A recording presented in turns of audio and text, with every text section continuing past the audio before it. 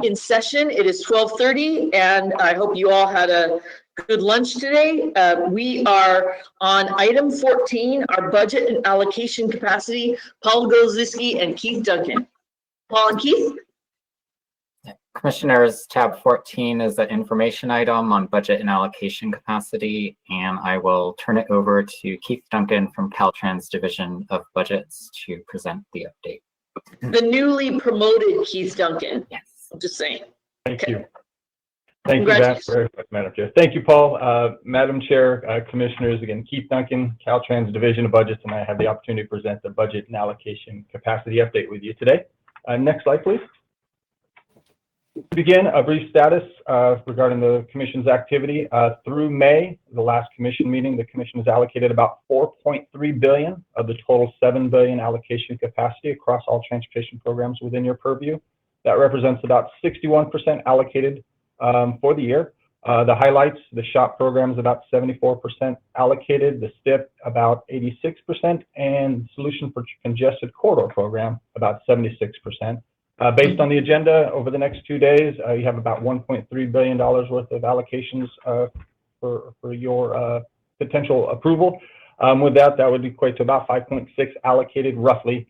So that would leave us about 1.4 billion of that total 7 billion that would not be allocated. But that amount would be carried over to next fiscal year within those respective programs, so they can continue to be allocated, so we can get that funding to work on projects. Next slide, please. Next, we wanted to share just how the current fiscal year compares to prior fiscal years in relation to percent allocated as we progressed from August through May. As in previous presentations, the green line represents the current fiscal year.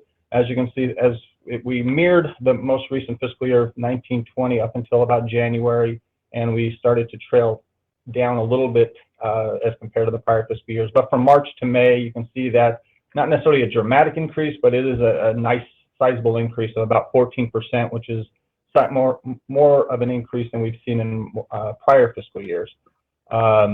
Based on the agenda, as mentioned, 1.3 billion allocated, as well as for next week's special meeting that has been scheduled. We're estimating by the end of the year will be about a little less than 75% allocated. So it won't necessarily meet up with the general trends we've seen in prior years, so it'll be slightly lower, but it's good to see at least we're happy. 75% is much better than what we've been trending. Next slide, please. Next, we wanted to share a brief progress report regarding the department's G12 activities through April.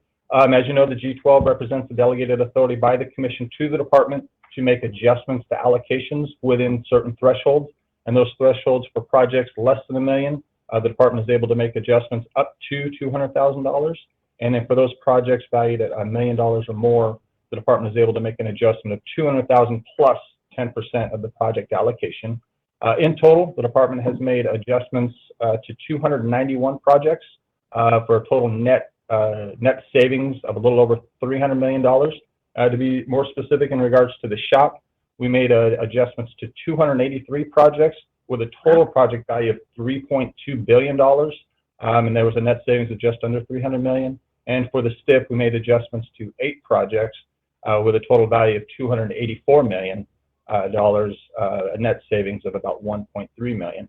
For comparison purposes, for the SHOP, last year through about this time of the year, we had about $240 million of net savings, so it is about $60 million more when comparing year to year, and that's primarily indicative of just continued bid savings that we've been continuing to see. The good news, net savings is returned to the respective programs so it can be invested or allocated to future projects. Next slide, please. Next, we wanted to share a brief transportation revenue update. As you see on the slide, through May, we've received about a little over $10.5 billion in total revenue across the state revenue sources. That is in line with a straight line projection across each of these, and these are the pandemic influenced projections for each of these sources. As you see, the gasoline excise tax continues to trend a bit lower, about 7% below what was originally projected at the beginning of the fiscal year, while all other transportation sources continue to overperform, which is a good thing. So we just will provide you a year-end wrap-up at the August Commission meeting just to see how, when the dust settles, how the revenue came in. We would like to highlight that for May, gasoline excise tax saw a sharp increase as compared to the prior years, and that would just be the sign of the state continuing to reopen. And as everything is pretty much open at this point, we continue to see that trend for June and moving forward. Next slide, please. Next, as we wrap up our 2021 fiscal year and we get ready to jump into the new 2021-22 fiscal year, we wanted to share the draft allocation capacity. The draft allocation capacity represents just the base allocation or base capacity for each of the respective programs within the purview as we go into the year. The slide in front of you, each column represents each program, and you can see there on the rows each of the fund types to make up the total capacity. Similar to last fiscal year, if you may recall, we made the conscious decision, the department, along with the commission, to move forward as the 2020 fund estimate as the basis for the allocation capacities for both the SHOP and the STIP. We had a lot of mitigating factors working in our favor, and with that, we've continued with that trend. So we are using the 2020 fund estimate, which is based on the pre-pandemic level revenues.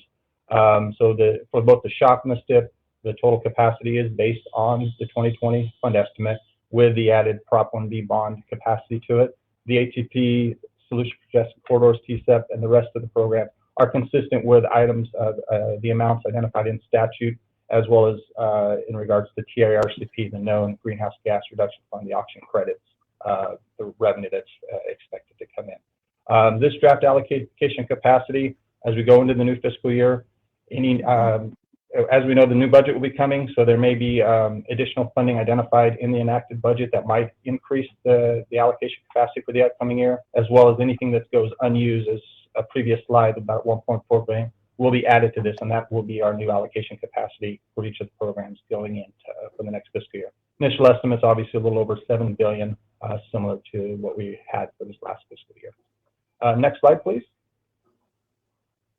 Here, I know Paul Galewski had already touched on it, so I won't touch on it much more. We're just excited and looking forward to the new budget getting into place, and we'll work in coordination with Paul and the commission staff and provide you an update at the next commission meeting when the dust settles and the budget is approved. Next slide, please. Here, quick upcoming events, has already been touched on. For the August commission meeting, we'll present the final allocation capacity for the upcoming 21-22 fiscal year for all transportation programs. Also, later in the agenda, we'll provide an update or the draft fund estimate, but we'll be presenting the 2022 STIP fund estimate for potential adoption by the commission. And then, as is always the case, every August redistribution is coming. So we're definitely working feverishly with our partners, FHWA, to see what we can do to try to maximize what the state is able to receive. And then, as already been touched on, when it comes to September, the FAST Act extension is set to expire. So we're definitely eagerly awaiting more news from Washington on what we can expect with a new act in place. Next slide, please. With that, I'd like to offer my thanks to CTC staff, Caltrans programming, as well as Caltrans budget revenue team for everyone's help with today's presentation, and I'm available for any questions you may have. Okay, colleagues, do you have any questions of this report? We have no public comment on this item. In the meantime, while my colleagues click in, I'd like to ask you about the savings that you found over the 201 projects. Do you have any reasons for those savings? Were there some best practices we should be taking note of? Are these CMGC savings? I'd love to find, we always want to talk about the good news of how projects are getting managed and delivered. No, most definitely understood. In relation to the G12 savings, the 300 million in total, the primarily basis for that is bid savings. We're seeing bid savings. Okay, so bid savings. Yeah, sorry about that. Bid savings was our biggest contributor. We're seeing a large number of bidders, so we're able to, the competition definitely helped us in being able to achieve that bid savings. As that continues, we'll continue to track that, but that's our primary reason. Okay, I see that Executive Director Weiss has clicked his video on, so we'd love to hear from you, Mitch. So one thing that's interesting to note, if you look at the project delivery report that's on our information calendar, is while there are bid savings, the actual expenditures at the end of the day tend to be very close to what was programmed, and so we end up losing this bid savings and other increases somewhere else. at least at a high level. Very interesting. And are you tracking that, Keith and Paul, about allocations, bid savings versus, change orders during project? Thank you very much, Mitch, for that. Any G12 adjustment, whether it's because of bid savings and we would do a G12 reduction at award or potential G12 increase to accommodate costs during construction, would be built into our G12 summaries. So it is a net. We do have projects that are wrapping up in construction that costs might be going up, and then these projects that are going into that are being executed or awarded. So it is kind of difficult to track between the two, but it is the numbers that we present as part of the summary for the G12 does represent everything included. Well, I think this is a very important point, as we're constantly getting asked about how well we are delivering projects and whether new methodologies are achieving better bids and projects that are on budget and on time. So I just want to continue to follow up with this a little more, and I'm glad to see Mitch is back on screen. Mitch? So just to clarify, so Keith and my understanding is, Keith and his office are tracking it up to a certain point. So they're getting the nets of the positive and negatives authorized under G12. But then there are other increases that go beyond G12 that get done as supplementals. And that's where I think in our project delivery report, and maybe that's something we can ask as a presentation at some future commission meeting where the agendas are not so robust. I don't know when that's going to be, but sometime we can do that. I understand better now. Thank you, Mitch. And Mitch, we would definitely appreciate tracking that. It's always good to be able to report back. I see Commissioner Davis has his screen on. Commissioner Davis? Keith, first, congratulations on the promotion, and know you're going to do great work there. The Buy America Act is, sort of a big focus for all the right reasons. However, there's some downside to that, at least in my opinion, with regard to where we get some of the byproduct stuff that we need for our construction industry.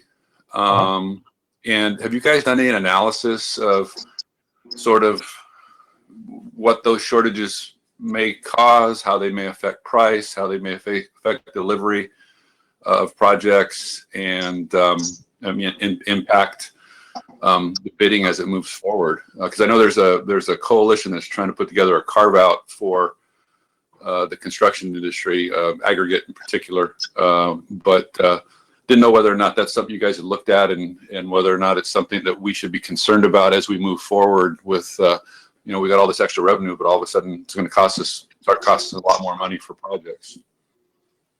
Thank you for the question. Yes, within our division of budgets, we don't track that, but I do know that our Division of Engineering Services Office Engineer, which is responsible for opening bids and awarding contracts, they do track that sort of detail, so we can reach out to them and gather that information and work with commission staff to provide that to you.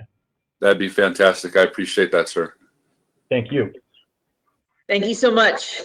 Seeing no further comments from my fellow commissioners and no public comments, we will move on to item 15, the update on the climate action plan for transportation infrastructure. Matthew and Darwin, we look forward to your presentation. Yeah, thank you, Chair Norton, and good afternoon, commissioners. Tab 15 is an information item containing a presentation with an update on the climate action plan for transportation infrastructure, also known as CAPTI. On March 10th, 2021, CalSTA released the draft CAPTI for public comment. The public comment period ended on May 19th, and since that time, CalSTA has been actively reviewing comments received and finalizing the CAPTI based on those comments. Included with this book item was a CalSTA drafted memo, which outlines a high-level summary of the public feedback received since the release of the draft document, and as appropriate, an explanation of how the feedback will be addressed in the final CAPTI document. CalSTA plans to publish the final CAPTI on July 15th. At this time, I would like to introduce Darwin Musavi, Deputy Secretary for Environmental Policy and Housing Coordination at the California State Transportation Agency, who will be presenting the update for this item. And good afternoon, Darwin. Good afternoon, Matthew. Can you all hear me okay? Great. Well, thank you, Matthew, for the introduction. Thank you, Chair Norton and commissioners, as well as ex officios, for having me back to talk about the Climate Action Plan for Transportation Infrastructure. Just wanted to give you, as Matthew said, a quick update on where we are and take the opportunity to answer any questions as we were to finalize the final document. Next slide, please.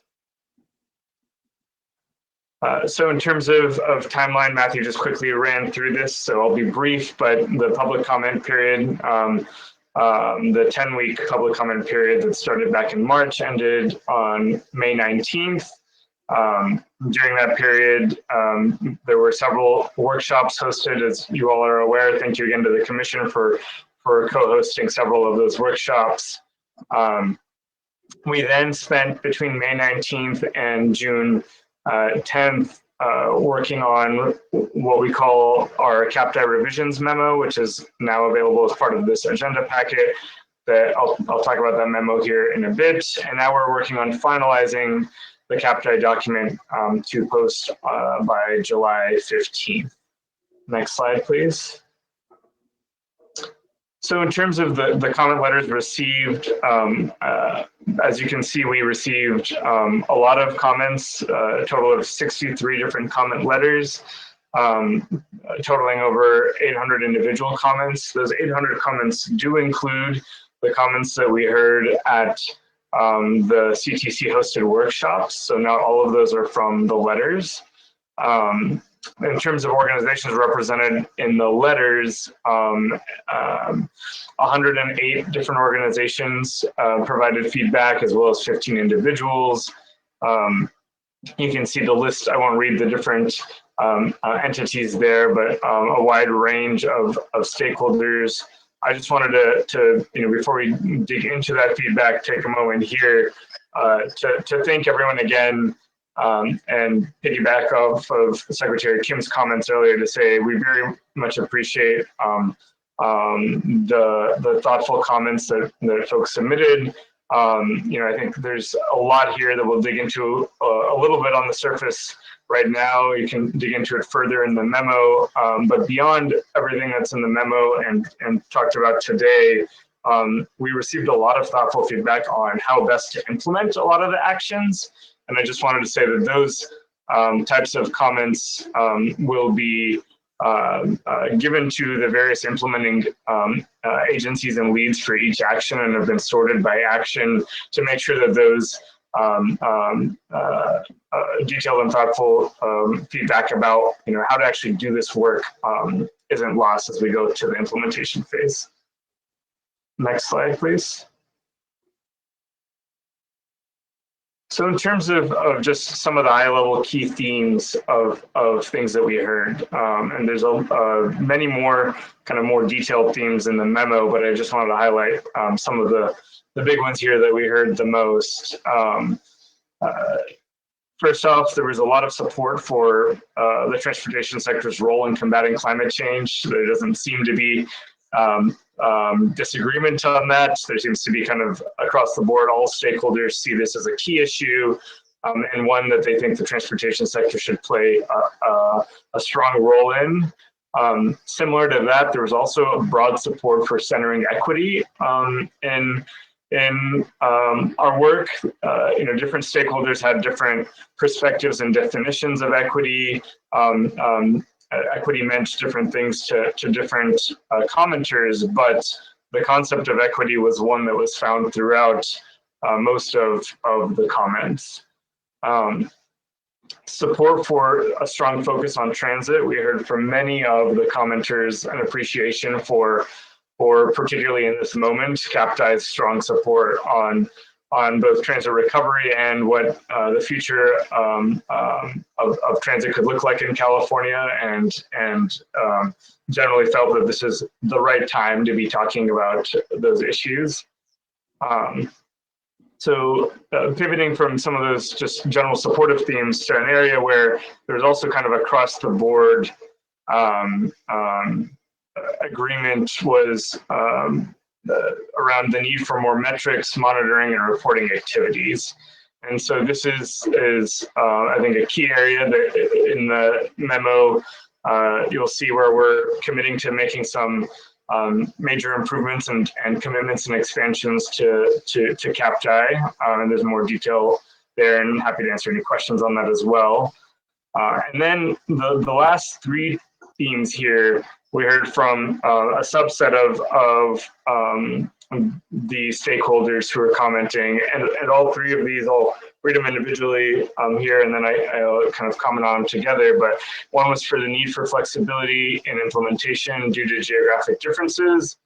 The other was there were some perceptions of incompatibility between reducing VMP and the intent and purpose of SG1, and then concerns over future local sales tax highway capacity projects and other projects in the pipeline. And I think these are themes that we've heard kind of throughout this process.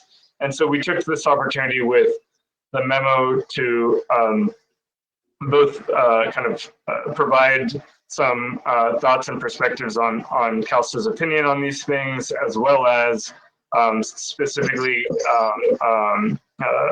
take the opportunity to both respond in the memo with what we can do to address these, and then specifically made commitments to 2 new sections that will be in CAPTI that will work to address some of these issues. One will be about context, particularly rural context of projects, and how the CAPTI framework can apply to that context. And then the second one will be a new section detailing out CAPTI's approach to highway capacity projects. So digging deeper than just the high level principle that I know we've received a lot of comments on.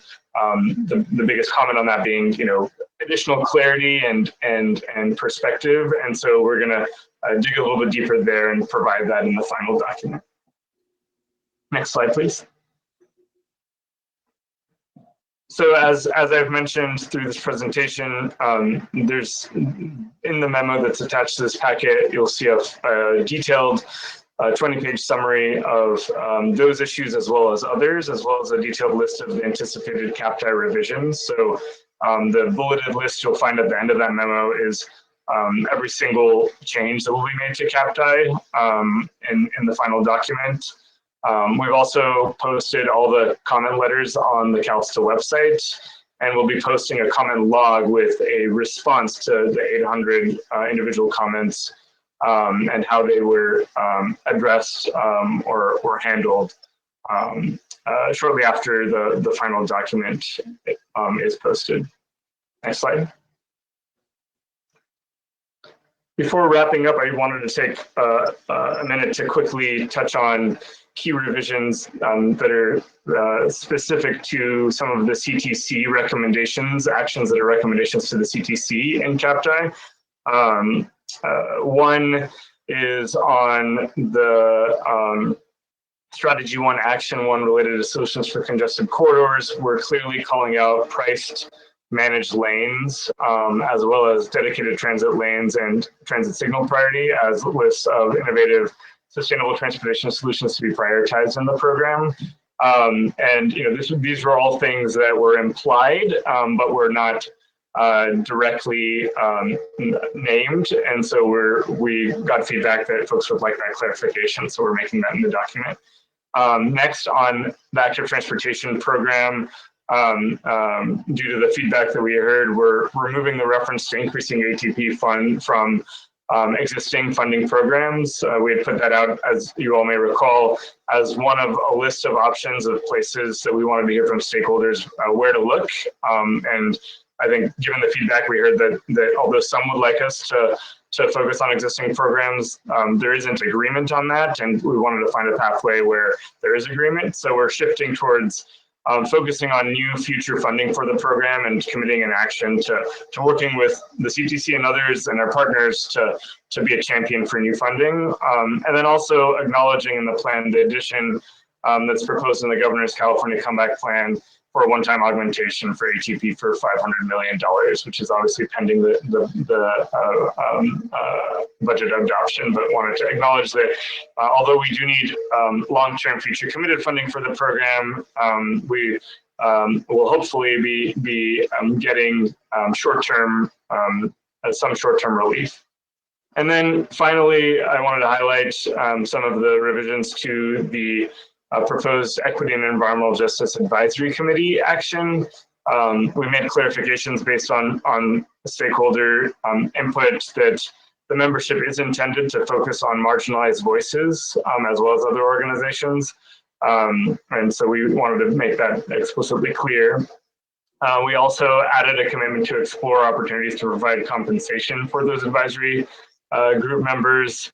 And then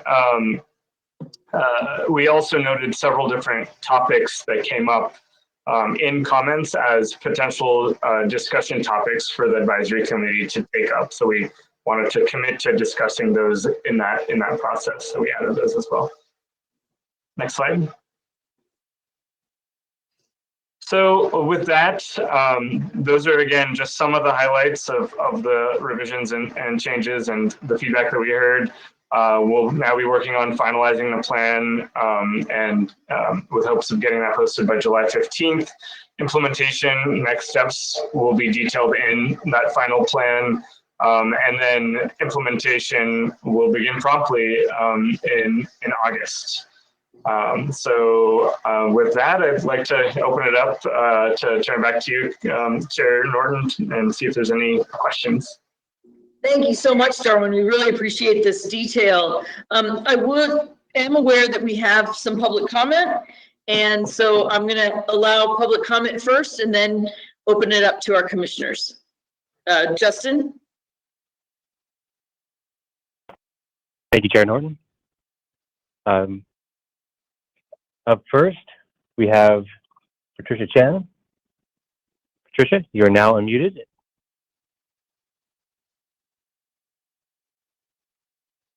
You're free to unmute yourself and make your comment. Can you hear me? Yes, we can, Patricia. Thank you. Super, thank you. Good afternoon, Chair Norton and Commissioners. I'm Patricia Chen with LA Metro. We would like to express our support for the draft CAPTI and proposed changes. As the state's most populous county with the busiest seaport complex, we recognize that our work implementing a transportation project will play a vital role in the state realizing its climate goals. Secretary Kim and Darwin Musavi, we appreciate your leadership in increasing accessibility, improving air quality, and combating climate change.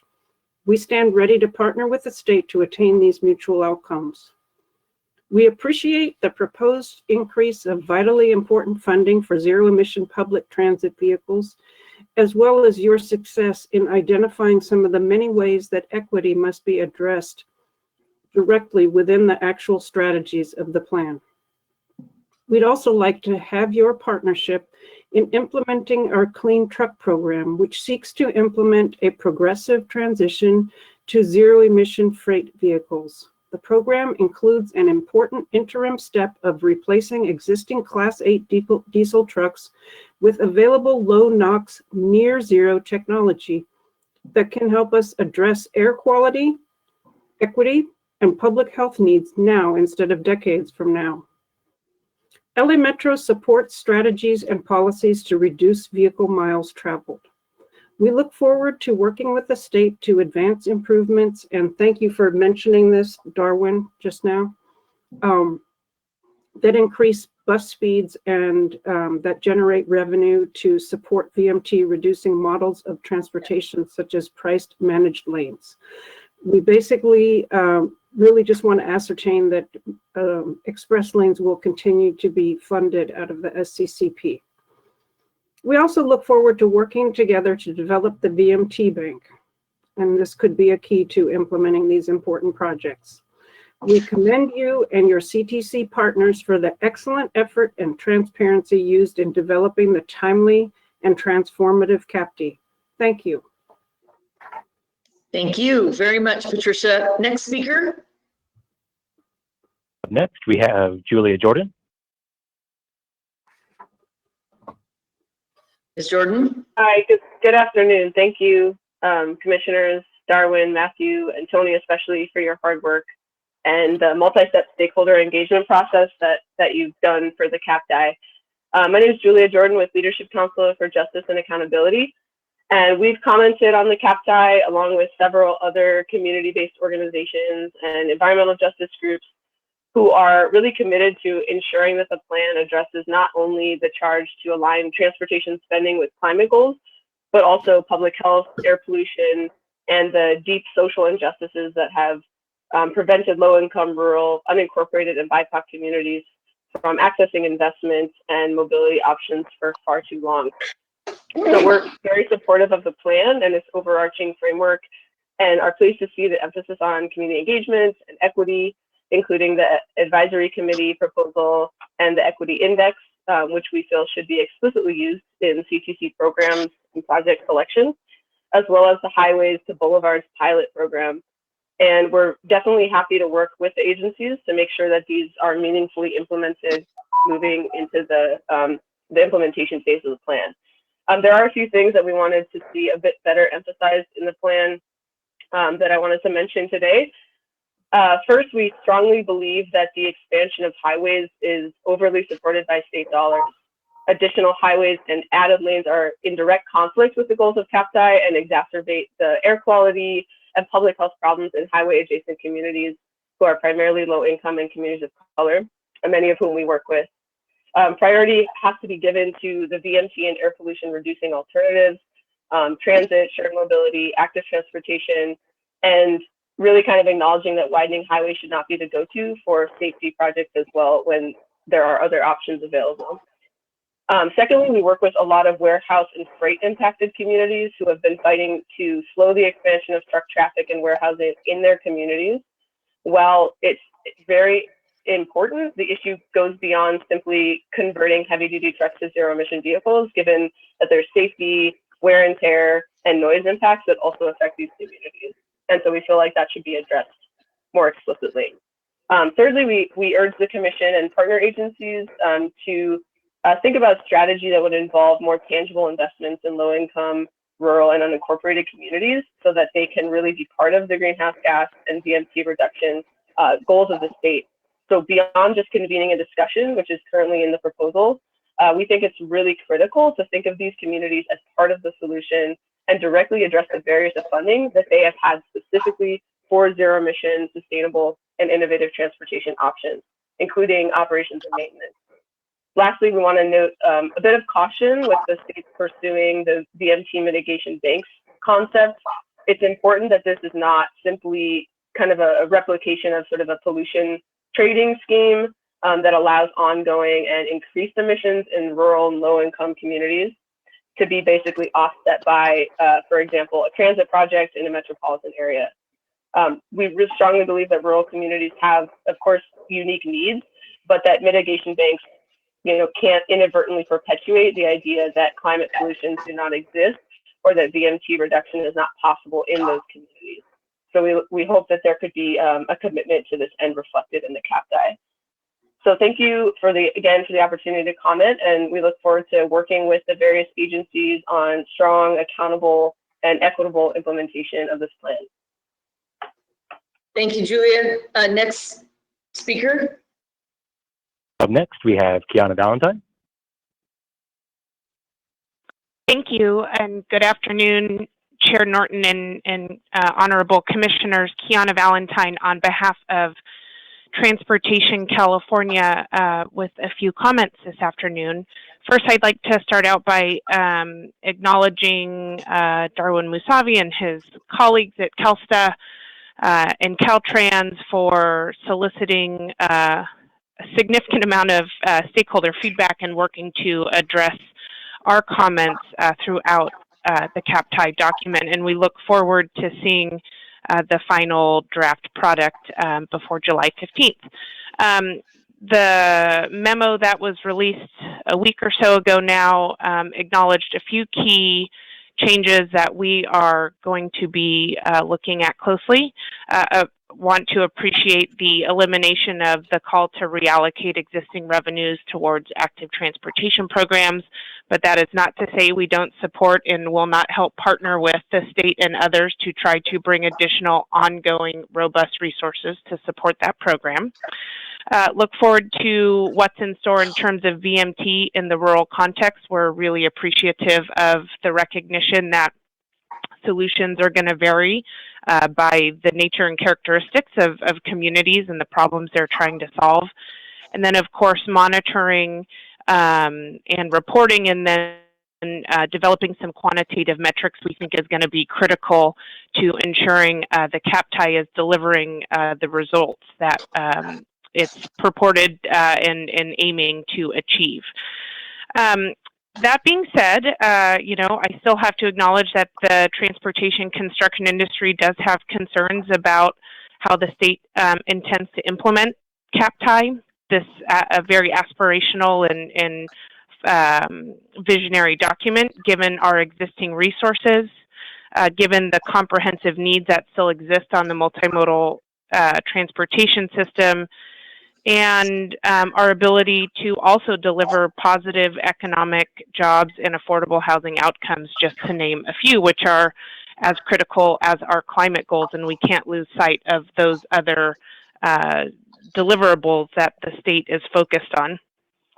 With respect to VMT, as we've said before, we recognize that VMT reduction has an appropriate role in some contexts, but the industry firmly believes that it's critical we maintain all manner of transportation solutions as options for the state of California. And while a widening project or adding a lane shouldn't necessarily be the first solution that we go to, in some contexts, these are solutions that are not only appropriate, but warranted. And so it really is a context by context basis, and we will continue to advocate that the state, regions, locals maintain flexibility to appropriately develop the transportation system. So with that, I'll just say I look forward to seeing the final document and to continue to work with the Commission in CalSTA on its implementation going forward. Thank you so much. Thank you, Kiana. Really appreciate your remarks. Justin, our next speaker. Up next, we have Elizabeth Ames. Elizabeth, you're free to unmute yourself and make a comment. Good afternoon, Chair Norton and Commissioners. Thank you. I'm Liz Ames. I'm a BART director here in the Bay Area, representing the area from Fremont to South Hayward. It's almost 500,000 people, if you can believe that. I want to thank the Commission for really launching this effort. You know, the role in transportation, like the staff is saying, is key to combating climate change. And I look forward to seeing the implementation plan in August. And what I've seen in the Bay Area, for example, you know, you look at Oakland, there's a seaport, there's an airport, and we have a lot of congestion along that corridor from Sacramento to Oakland. It's actually the, I guess it's the most heavily used rail system in Northern California. So it really is critical that we replace that system with more robust freight and passenger rail systems. And I hope that this Commission will see that this is going to reduce truck traffic and all of that, because, for example, Oakland Port, 90% of their containers are trucked out of Oakland. And that was through some interviews I had with the ports of Oakland and Richmond and Stockton and Benicia. There's a series of issues related to freight movement, and we can collaborate with Capital Corridor and possibly get a win-win. The other issue I see with the highway system in the Bay Area is we're really being motorized, unfortunately, with the HOV express lanes, congestion-priced express lanes, so a single occupant vehicle can use an express lane. And that, in combination with metering lights, is going to increase the vehicle volume by potentially 30%. So what do we do with this? I mean, it would be great to see, like what San Diego has implemented, is bus on shoulder or bus priority transit lanes. So I'm really excited to see the staff and the Commission really embrace this idea and take this to the next level. And finally, related to some of the speakers about mitigation of highway expansion programs, you know, in the Southern Alameda County, we have an area called Niles Canyon. It's really our watershed. It supports 40% of our water in the Bay Area, in the Tri-City area. And that is a 2-lane highway, a sinuous highway. It's really there's a lot of pressure being put there to widen the canyon. And you see the expansion of Highway 84 east of the canyon through Livermore, which connects to I-580. And, there's pressure to drive and get the commuters on the road. But I don't know the solution. So I would like to see some mitigation of highway expansion projects somehow to make sure that we have these environmental resources preserved. So that's it for now, but you have a great challenge ahead of you, and I look forward to working with the commission and ensuring that that resource is protected. I know there's an item later on the agenda, but I really love this idea that you're pursuing and look forward to seeing a lot of innovation. Thank you. Thank you very much, Elizabeth. Next speaker. Up next, we have Will Barrett. Hi, thank you. This is Will Barrett. I'm the Director of Clean Air Advocacy with the American Lung Association. First off, I want to say thank you to Chair Norton, commissioners, and staff leads for your ongoing attention to this important topic. We view the CAPTI as a pathway to improving health and reducing harmful emissions, especially in our most impacted and disadvantaged communities. Just yesterday, the American Lung Association co-hosted a national conversation on the opportunities to improve health and equity through national infrastructure investments. We heard from environmental justice and tribal leaders across the nation sharing their experiences of communities impacted and divided by transportation projects that have also increased pollution and cemented inequities into the landscape.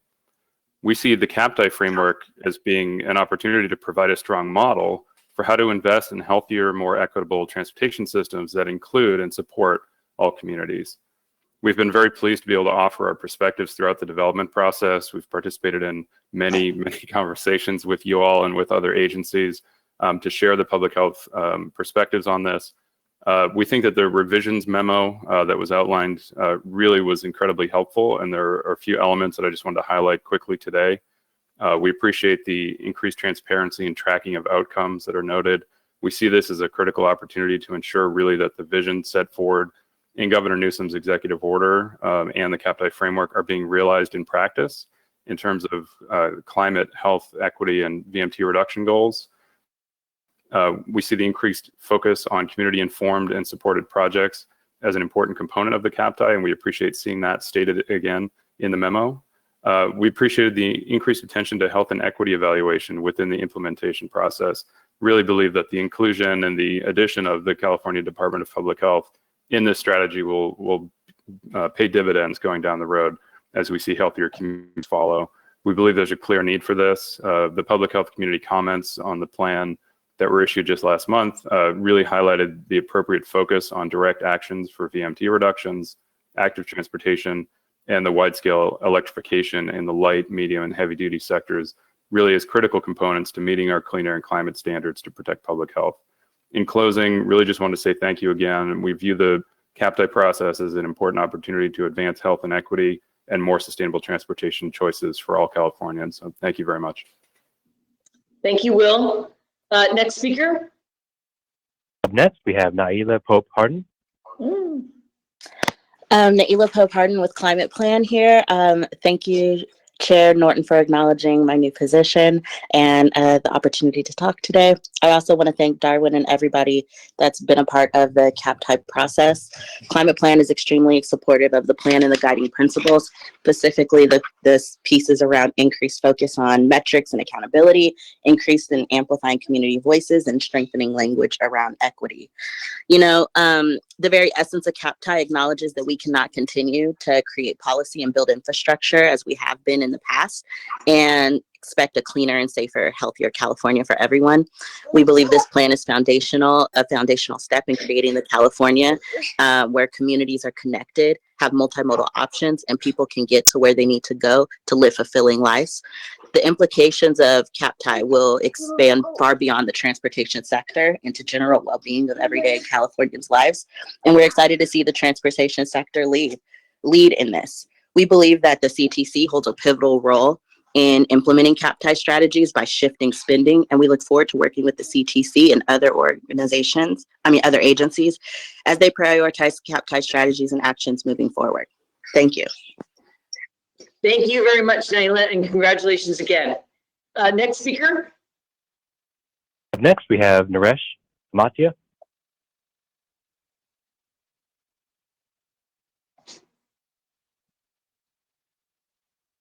Naysha, you're unmuted and free to make a comment. Good morning. Can you hear me? Yes, we can. Good afternoon, Madam Chair and members of the Commission. My name is Naysha Matya, and I am with Southern California Association of Governments. It is my pleasure today to speak on behalf of SCAG in support of CAPTI with the revisions as proposed in the staff report today. We believe the CAPTI with proposed revisions aligns very well with the broad goals and policies outlined in our recently adopted Regional Transportation Plan and Sustainable Community Strategies, also known as Connect SoCal. SCAG is very appreciative of the open and collaborative process that got us to this point, and we look forward to participating in similar collaborative and open process with CalSTA, Caltrans, and all the other implementing and regulatory agencies as we move into the implementation phase of this plan. Thank you very much. Thank you, Naresh. Next speaker. Up next, we have Mike Woodman. Chair Norton, fellow commissioners, Mike Woodman, Chair of the North State Super Region, representing the 16 Northern California RTPAs and MPOs. The North State Super Region appreciates the revisions memo summarizing the key comments and CalSTA's commitment to address and clarify some of the key rural concerns and comments that were raised by the North State Super Region. The Super Region looks forward to continued partnership with CalSTA to address how the rural regions in the North State can work to implement the CAPTI goals.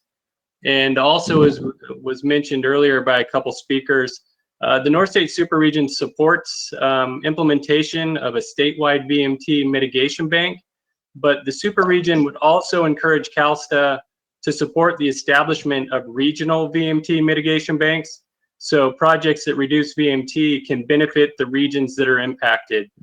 So again, just want to thank Darwin Musavi for his engagement with the North State Super Region and look forward to our continued partnership. So thank you. Thank you. Thank you so much, Mike. We have one additional speaker, Justin. Yes, up next, and the last hand raise I see this time is Julia Randolph. Good afternoon. Thank you, Chair and Commissioners. Julia Randolph with the Coalition for Clean Air. I wanted to start out by thanking Darwin, Matthew, and Tony for their ongoing attention to CAPTI. And we know there were a lot of comments, and we really appreciate you guys really going into the weeds on this to make a great outcome for all. Well, I want to start out by saying we really appreciate the increased language around metrics and accountability and the equity provisions. I want to echo some of the comments made by Julia Jordan with Leadership Council on ways that CAPTI can go further and really stop highway expansion and provide VMT-friendly alternatives. I also want to echo comments made by Will Barrett with the Lung Association on improving health and reducing harmful emissions and air pollution. CAPTI is a great tool for achieving these. We have also participated in many conversations around this, and were recently submitted are part of a group letter that was submitted to CalSTA. We're also looking forward to being a part of the continued conversations for getting more funding into the active transportation program and moving forward funding projects focused on funding rail, transit, active transportation, housing near transit, and zero emission infrastructure. Thank you. Thank you so much, Julia. Appreciate your comments. With that, I think we end public comment, and we have some commissioners who wish to speak on this item. First commissioner I will call on is Darnell Grisney. Commissioner Grisney.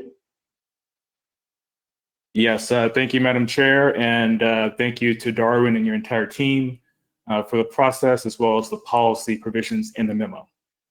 In particular, I'd like to highlight the focus on optimizing further our extensive road network to better support transit, and the reminder of the fix-it-first nature of SB1 programs. I think one of the signs of our success going forward will be the ability to decouple over time the link between economic growth and VMT increases. Thank you. Thank you so much. Next, we'd like to hear from Commissioner Liu. Thank you, Chair Norton. And thank you, Darwin, for that presentation. I think when we look back at this several years from now, we will recognize the importance of this framework that we're commenting on today and that CalSTA is establishing through this process. And I am heartened to see and get the feeling that the process is working. The last time we had this comment and through the workshops that we hosted, there was a lot of concern and uncertainty about how this was going to play out. I think that we're getting to a point where we're starting to coalesce. There's a lot less frantic comments, a lot better understanding of where we're going and how we're going to get there. So I think that's a very good sign of a process that's working well, Darwin, and you deserve a lot of credit for that. So, and probably a Purple Heart. But I did have a specific comment with S2.4, which is the one regarding active transportation funding. I completely understand and support where you've ended up on this. I think that's a good place to be, and there's nothing wrong with that. But there are other ways to fund active transportation other than through the ATP program. And last year, I asked staff to look into this issue, and they came up with a really comprehensive list that was called the funding programs that fund active transportation. They posted it on our website. It's very comprehensive. It shows that active transportation projects can and have been funded through other SB1 programs, the local partnerships, local streets and roads, solutions for congested corridors, and TSEP and others, and that Caltrans has a Sustainable Communities Planning grants. We have a Highway Safety Improvement Program. The Strategic Growth Council has the Affordable Housing and Sustainable Communities Program, and they have their Transformative Climate Communities Program. Even the Natural Resources Agency has an Urban Greening Program, and others and others and others. Their Resources Board has a couple of programs. And all of these, and even the federal CMAQ, can be used to fund active transportation. So I would like you to consider whether it would be helpful to explain in this particular section that ATP is one important one, and we do need to look for more and continuous funding for that program. But at the same time, we also shouldn't cut off the possibility of active transportation being funded through other sources. And I would suggest including as an appendix the list that our staff has prepared that shows that these programs can and have been supported in other ways. What do you think, Darwin? Thank you, Commissioner, for raising that, and very much agree that there are certainly numerous sources to fund active transportation. I'm happy to take a look at acknowledging the fact that the ATP program is not the only source for that in that action, and then in terms of helping applicants get to other sources if they can't find the funding that they need in the active transportation program. Beyond just listing them in a document, I think would be probably more helpful is if we made sure that when we do our technical assistance work, that folks are directed to and know that those options are out there. So I can certainly go back and work with the Caltrans team and local assistance and make sure that that's something that they're doing on their end of making sure that applicants are aware of the various sources. I will say that although I agree that active transportation is eligible in all of those programs, just from having worked with many of those programs you mentioned, and having both been at Caltrans and at the Strategic Growth Council that administers several of those programs, many of those programs, not to take away from those programs, would have a very hard time, I think, funding ATP projects and applications in their current form. A lot of them would require other components that are not active transportation. A lot of them would not find those projects competitive, even if they're eligible. So I also want to make sure that we don't mislead folks. I think what would be helpful is if you're comfortable with this suggestion, commissioners, that we make an acknowledgement in the plan generally about the fact that this is not the only place, and then we use technical assistance efforts to make sure folks are synced up with the right program for their specific project. Yeah, I absolutely agree. That sounds like a great approach, and I agree with you too that we should get active transportation funding into the active transportation program first and foremost, but not ignore the other opportunities that are out there. And I like what you outlined in terms of approach. Thank you. Great. Yes. I wanted to add to that, Darwin and Commissioner Liu, that, as far back as our annual report in December, we were asking for additional funds for ATP to come out of cap and trade, but other sources as well. And I just wonder if there's an opportunity for, like with universities having the Common App, that there would be some way of being able to talk about these elements and have an ability to apply for programs like this and the other programs that Commissioner Liu named, so that there could be a way of sorting out, now that ATP programs are fitting into lots of different elements of new transportation and multimodal solutions, that we can identify, as you talked about, with some good technical assistance, where it would be appropriate to coordinate with ATP or these other projects, so that there could be that linkage that we see so much, and an understanding of how those can coordinate. We one of our largest ATP projects was also coordinated things like stormwater, coordinated a lot of other things that maybe an opportunity to connect up into other funding sources. And just, it would be great if we could acknowledge that CTC has been long seeking additional contribution sources into ATP funding, and so that was, and even put it in writing in our annual report. So we're very eager to work with you on that. Great, I totally agree, Chair Norton, that we can certainly, I can work with CTC staff and Caltrans staff to think about ways to better make those connections for applicants, and thanks for raising it. Thank you. And I see that Commissioner Martinez would like to speak. Commissioner Martinez? Thank you, Chairwoman, and thank you, Darwin.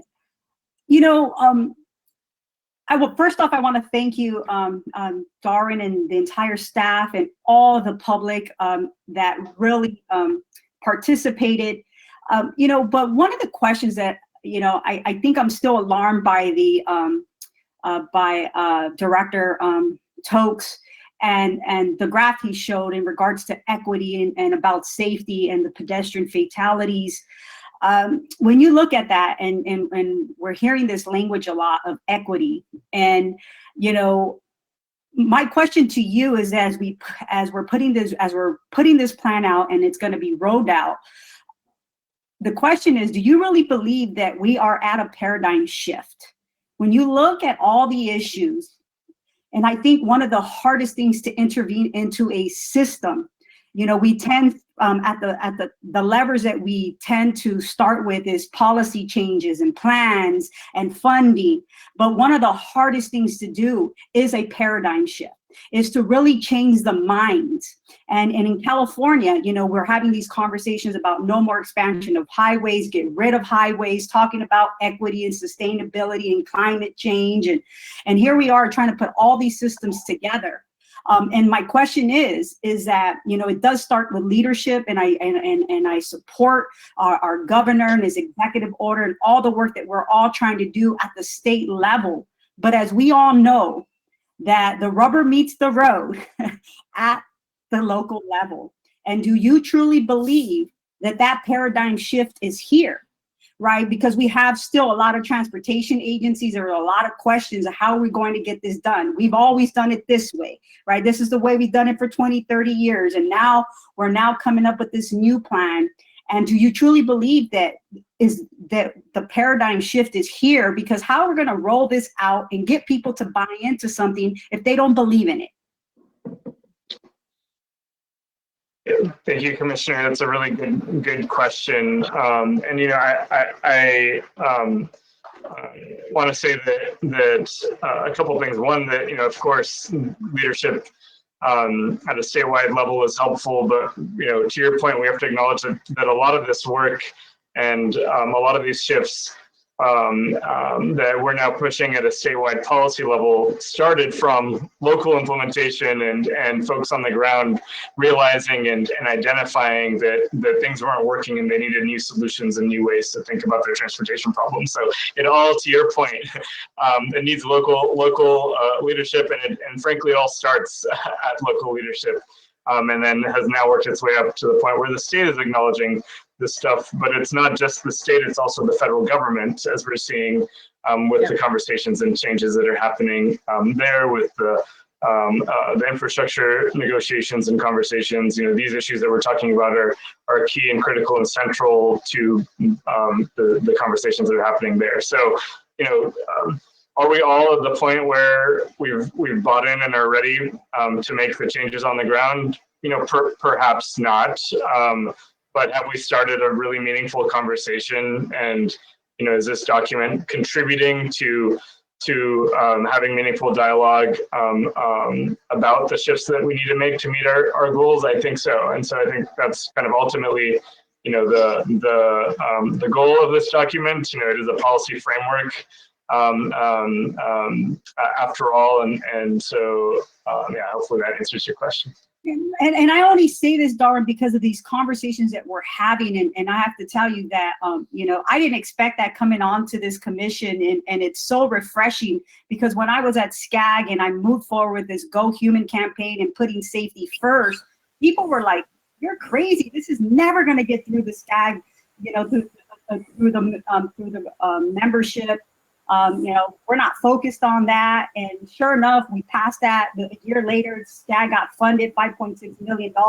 They started the Go Human campaign. And it was from just one little seed, that I planted, and it expanded. But the work had to get done with the local leaders and really educating them and listening to them and hearing them out and unlearning. I had to do a lot of learning and a lot of unlearning. And I think as you've gone through this process and we've gone through this process, we've done a lot of that. But a lot more work is going to have to happen so that this paradigm shift, when we talk about climate change, we can set all the policy in the world. We could provide all the money in the world, but if we can't change people's mindsets to move towards, understanding what we're facing with climate, what we're facing with our transportation, with our housing systems. And so I guess my last question to you is that as we move forward with this, as you all move forward with this plan, how are we going to take that hyper local approach? Because I know we have a lot of organizations and other entities that have been very active, but there are other thousands of more entities that have no clue that this plan this plan that you all put together, that it exists. And so I just hope that as we start these conversations, that they continue to move down, from a bottoms up approach versus a top down approach. And I'm excited to hear that the federal government and the state government is fairly involved, but ultimately we need to change mindsets as we move forward to wanting to address climate, wanting to address equity, and really what does that mean for all of us? Because when I saw that diagram, it's I saw fatalities not only in the city I represented in Santa Ana, but through across the Southern California region, people of color being hit by cars because not having the active transportation infrastructure that is safe, reliable, and accessible to them. And here we are. This was in 2010 when I started those efforts. Here we are, 11 years later. And very little has progressed. I do believe that the things that we have done at the state level in regards to funding active transportation would not have been possible. And I will say this, that the commissioners from the California Transportation Commission really push, and the staff and being able to align those funds, and Caltrans has made changes. But I'll go back to and end with this. that, you know, and I think you've heard me say this a lot, land use and zoning, everything is connected to land use and zoning. We want to address climate, you know, we want to address transportation, we want to address our housing issues. That's going to have to, we have to deal with land use and zoning, and that's at the local level. And so, you know, I just hope that we're able to connect all these things, because in reality, it's really one system. You just have a lot of different actors at the local, state, and federal level, and we just need to continue to communicate. And so I just want to thank you for your efforts, and CalSTAT's efforts, and obviously the CTC staff, and all my colleagues that have been able to make comment, and then obviously the public. Thank you very much. Darwin, do you want to respond at all to that? I just wanted to say thank you, Commissioner Martinez. I agree with all of that, and I hope that in the implementation phase of the plan that we'll get an opportunity to work more so on the ground beyond just the stakeholders that have engaged in this process, but to others who, to your point, may not be yet paying attention. And have those meaningful conversations and whatnot through that implementation process. CapTI, but thank you for those comments. Of course. Well, thank you. I think that concludes the number of people who wish to speak on this item. And so I really thank you, Darwin. We look forward to the completed document being presented to us, and that you come back in August to go over the final and show us a red line version with the final from the previous draft. Happy to come back with the final document. And yeah, thank you as always for having me. Absolutely. Thanks again. We are going to go to item 16, the draft 2022 State Transportation Improvement Program and Aeronautics Account Fund estimates. Paul and Keith? Commissioners, tab 16, this is an information item on the draft 22 STIP and Aeronautics Account Fund estimates. Before turning it over to the newly promoted Keith Duncan to present the draft estimate, I just wanted to comment that Commission staff recently received the draft numbers that Keith will share. So we're still reviewing them, including how the programming capacity is distributed over the 5-year period and the expected timing of the project expenditures for existing projects.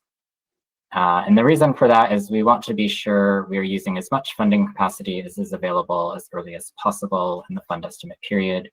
And we'll continue to work with Caltrans to ensure that's the case as the fund estimate moves towards finalization. And with that, I'll ask Keith to present the draft fund estimate. All right. Thank you very much, Paul. Again, Madam Chair, Commissioners, again, Keith Duncan, Caltrans Division of Budgets, and I'm happy to present the draft 2022 STIP fund estimate with you today. Next slide, please. As you recall, since January, we've been sharing some of the updates from the preliminary development process when it comes to the 2022 fund estimate. Now is when the real fun begins. The numbers are out. So now we get to, as Paul mentioned, the collaboration, working with Commission staff, our local agency partners, stakeholders, to hearing feedback, receiving feedback relation to the numbers that are out there, as well as providing clarification and information as how the numbers were developed. And that's where the fun begins between now and the planned adoption at the August Commission meeting. We do plan to participate in the tentatively scheduled STIP workshop. That's, I believe, July 19th. And where we anticipate receiving a lot of input and guidance and feedback from our local agency partners, as well as with Commission staff. And the next big thing, obviously, we've already spoken about, the enacted budget is expected sometime next week.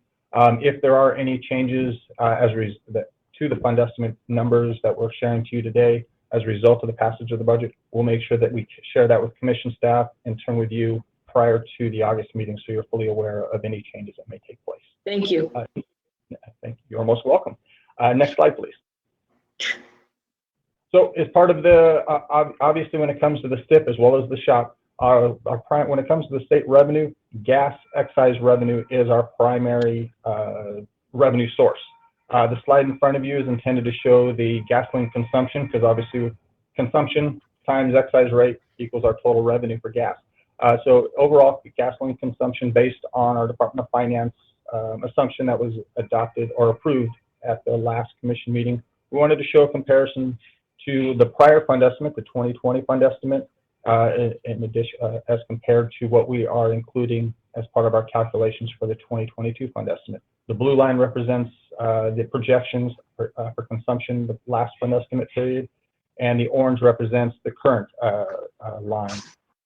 As you can see, the numbers that you can see that drastic decrease, and that's directly, directly representative of the decline as a result of the pandemic. You can see that kind of V bounce up where the reopening consumption starting to pick up, and you can see where we get back to a general consumption trend.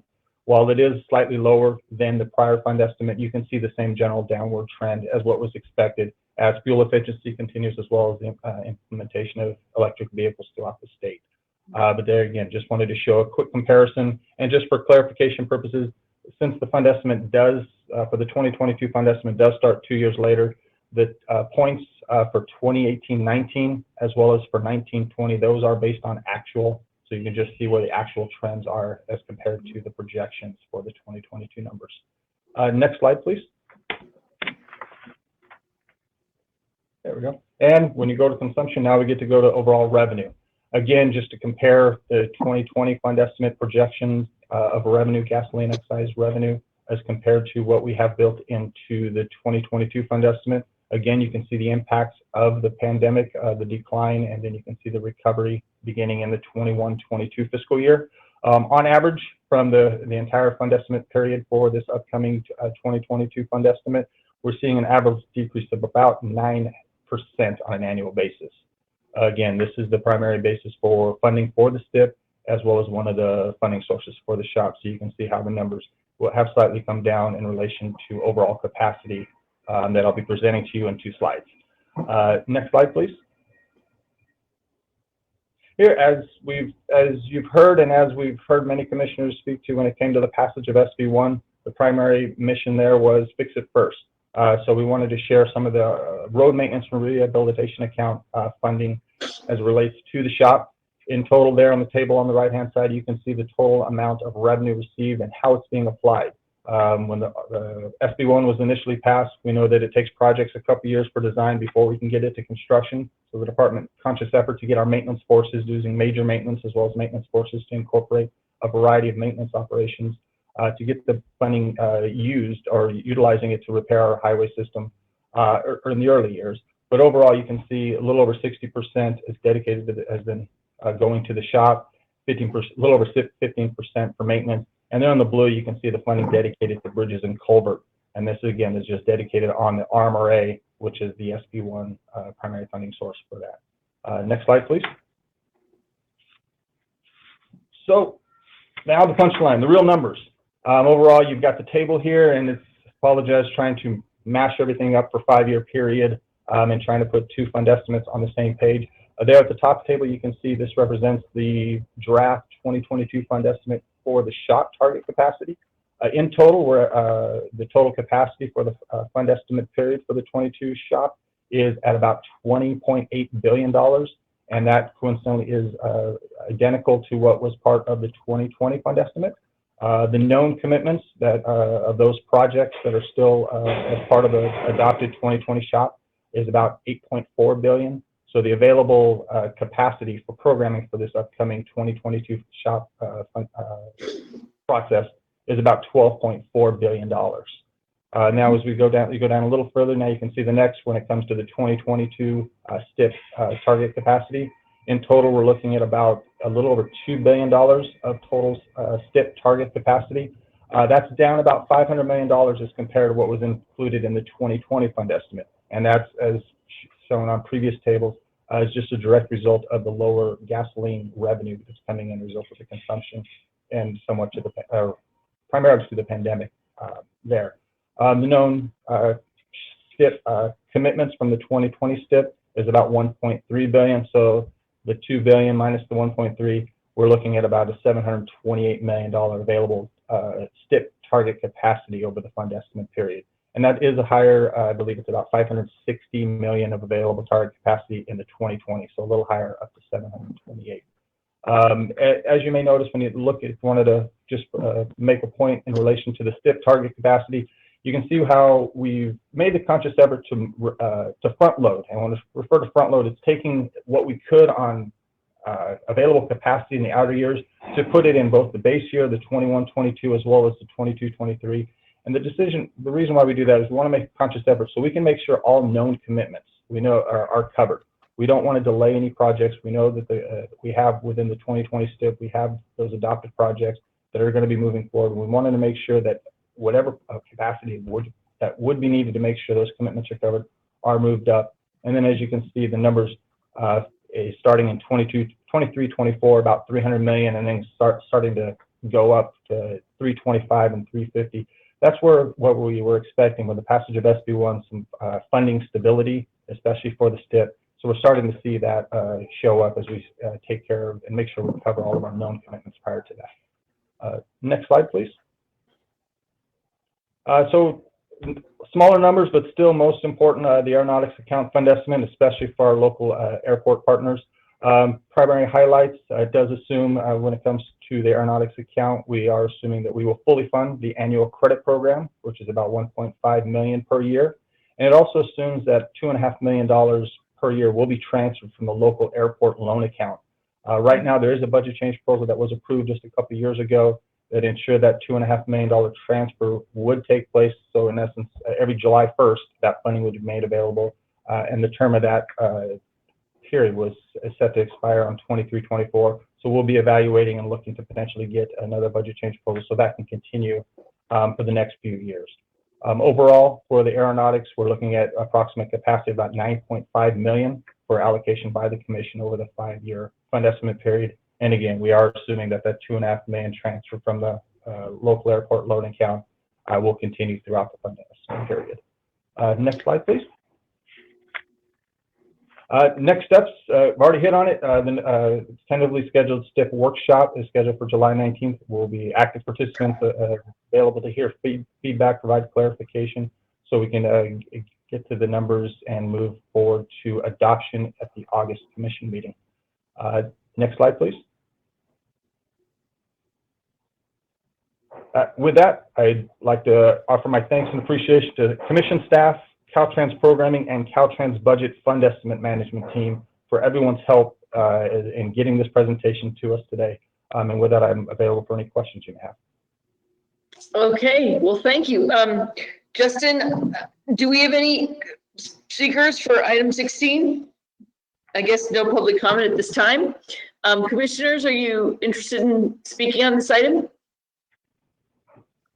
I wanted to go back to your charts on the predicted use of gas, if you could go back to that. And just ask, given that we've just finished the CAPDI discussion, are there other versions of this that show what we believe could be the case if we're going to be driving less and converting to EVs at a more rapid rate, given what was in the budget? Right now, this is these consumption and revenue projections data is based on the most recent data that was included in the May revise released by the governor, according to our friends at Department of Finance. And as mentioned before, Department of Finance, we do work closely with them, and they do update it roughly every 6 months. But this is at least the latest and greatest in relation to taking that into account. But as for future updates may become available, we'd be happy to get that information to you. Okay, thank you so much. I don't see any of my colleagues turning on their screens, and they have not let me know that they want to speak. So I want to thank you for this item. This is excellent. And we will move on to item 17. Thank you. Thank you. Teresa, item 17, draft 2022 STIP guidelines. Hello, Commissioners. As Keith Duncan said, with the fund estimate presentation, the fun begins with a STIP development. With the numbers out, now we know what we now need to set the rules. So item 17 is an information item. This is the draft 22 STIP guidelines. As required by statute, every odd year, at the same time the STIP fund estimate is developed, the STIP guidelines are also updated. These guidelines describe the policy, standards, criteria, and procedures for the development, adoption, and management of the 22 STIP. These guidelines have two parts, the 22 specific guidelines and the permanent guidelines. Highlights to the 22 specific guidelines includes the schedule we are proposing for the development of the 22 STIP. Also, the fund estimate shows new capacity only in the last 2 years of the STIP. There is no new capacity in the first 3 years. The good news is that we have enough capacity for the current commitments. The concern is, or the challenge is that if there are any cost increases for those projects that are programmed in the first 3 years of the STIP, we may have to delay those projects. And then also if there are supplementals or cost increases throughout the year, that could potentially impact our capacity. In regards to the public transportation account, there is negative capacity. We have zero new capacity. So what that means for all our transit projects, they have to be eligible to receive state highway account funds or federal funds. So that's a limitation. We still fund transit projects, but they have to have that eligibility because we have zero PTA funding. And similar to the last STIP, we will consider programming projects with uncommitted funds from the competitive programs from SB1, and with the same caveats that they have to reach a commitment at a certain time. So those are the specific highlights for the specific guidelines. Sorry, the highlights for the specific guidelines. In terms of the permanent guidelines, we're just making 3 significant updates. One of them is under section 14, the project study reports. We are adding clarification and requirements as to what is an appropriate project study report. This is the PSR is what defines the cost, scope, and schedule, specifically for transit projects. So we are adding clarifying language for that. Under section 20, we are proposing to add additional language that requires regional transportation improvement programs to discuss significant interregional highway and interregional rail needs within the region. And under section 34, we are requiring that the interregional transportation improvement program identify projects that have previously received interregional funds in the last 10 years, but have not been fully funded through construction, as well as developing an assessment of functional gaps within priority interregional facilities. So those are the major highlights. As Keith indicated, we will be partnering with on a workshop on July 19th.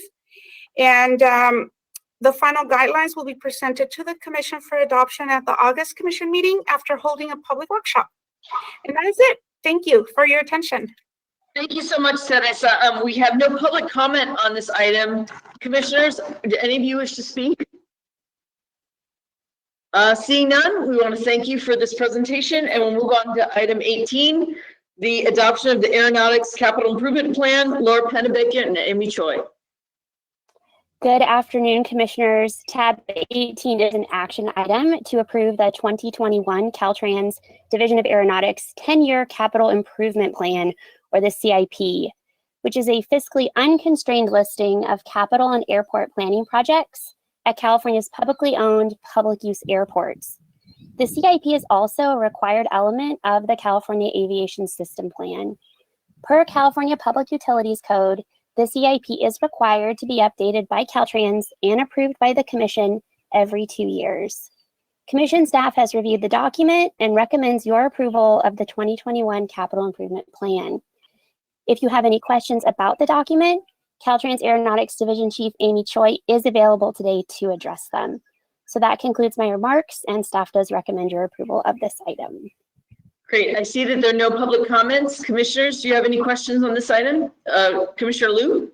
Thank you, Chair Norton. I had more of a comment on this one. I had just want to let people know, I asked staff to look into whether we could consider ways to reduce air pollution and climate impacts from the activities that we fund through this program. And there's a process that we found out there's a process we have to go through, and I've asked them to kind of take a look at that and see if we can bring it back when we do the guidelines next year for something we could consider. And that's all I wanted to let people know. Other than that, I think this is great, and I will move the item. I'll make the Wonderful. second.